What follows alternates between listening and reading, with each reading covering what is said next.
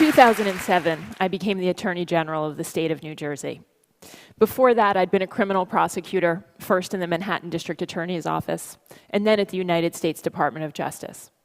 But when I became the Attorney General, two things happened that changed the way I see criminal justice. The first is that I asked what I thought were really basic questions. I wanted to understand who we were arresting, who we were charging, and who we were putting in our nation's jails and prisons. I also wanted to understand if we were making decisions in a way that made us safer. And I couldn't get this information out. It turned out that most big criminal justice agencies, like my own, didn't track the things that matter. So after about a month of being incredibly frustrated, I walked down into a conference room that was filled with detectives and stacks of case files. And the detectives were sitting there with yellow legal pads taking notes.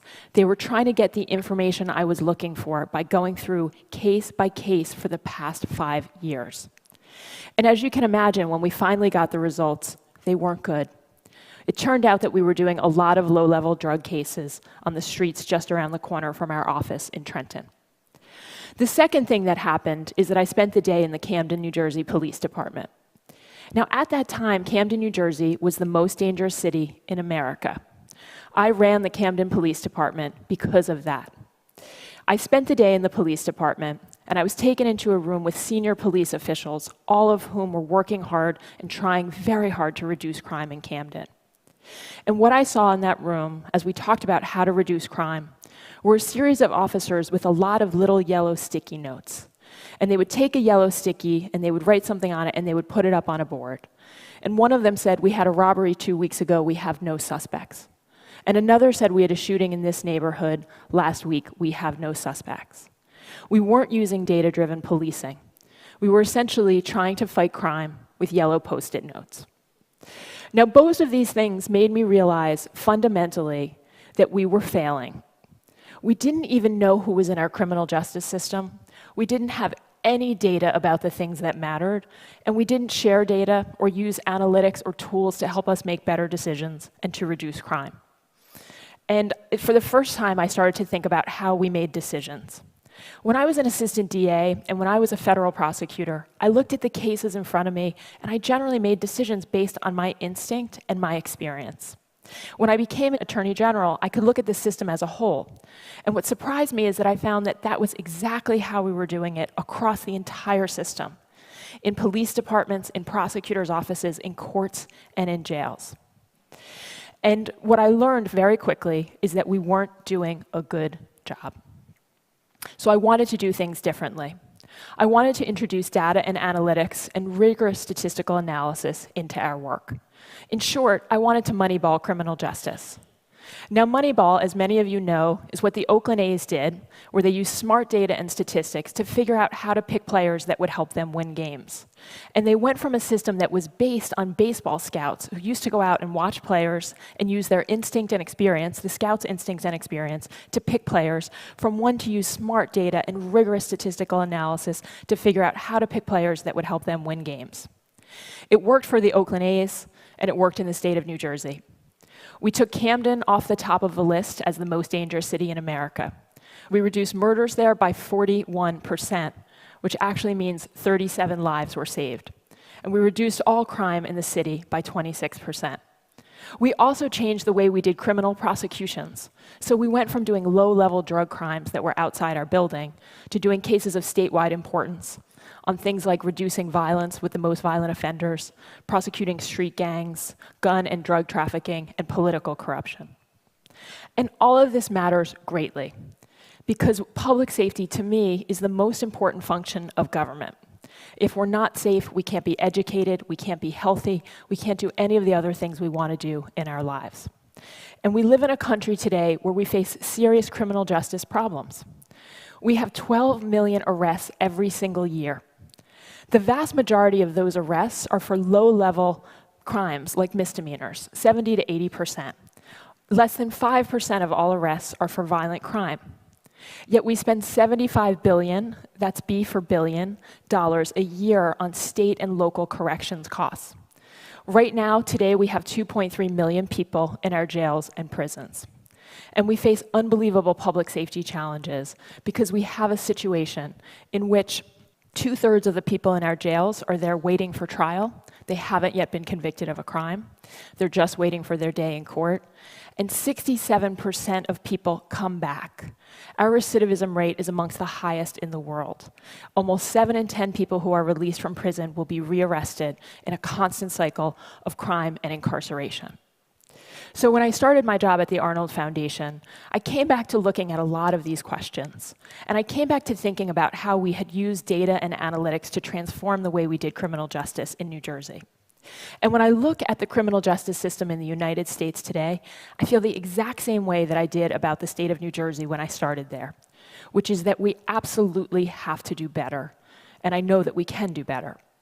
So I decided to focus on using data and analytics to help make the most critical decision in public safety.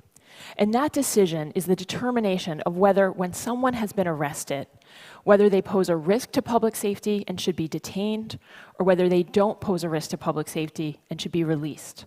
Everything that happens in criminal cases comes out of this one decision. It impacts everything.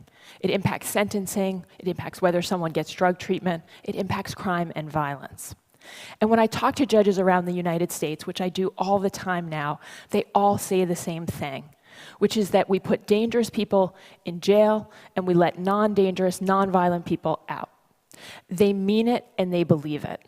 But when you start to look at the data, which, by the way, the judges don't have, when we start to look at the data, what we find time and time again is that this isn't the case. We find low-risk offenders, which makes up 50% of our entire criminal justice population. We find that they're in jail.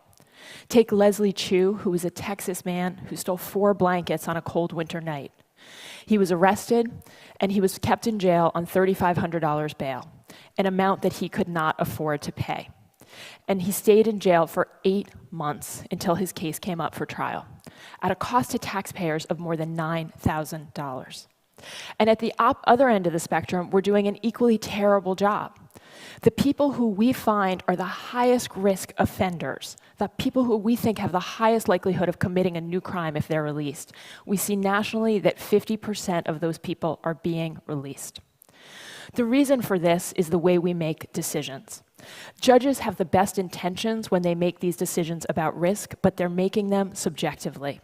They're like the baseball scouts 20 years ago who were using their instinct and their experience to try to decide what risk someone poses. They're being subjective, and we know what happens with subjective decision-making, which is that we are often wrong. What we need in this space are strong data and analytics. What I decided to look for was a strong data and analytic risk assessment tool, something that would let judges actually understand with a scientific and objective way what the risk was that was posed by someone in front of them. I looked all over the country, and I found that between 5 and 10% of all US jurisdictions actually use any type of risk assessment tool.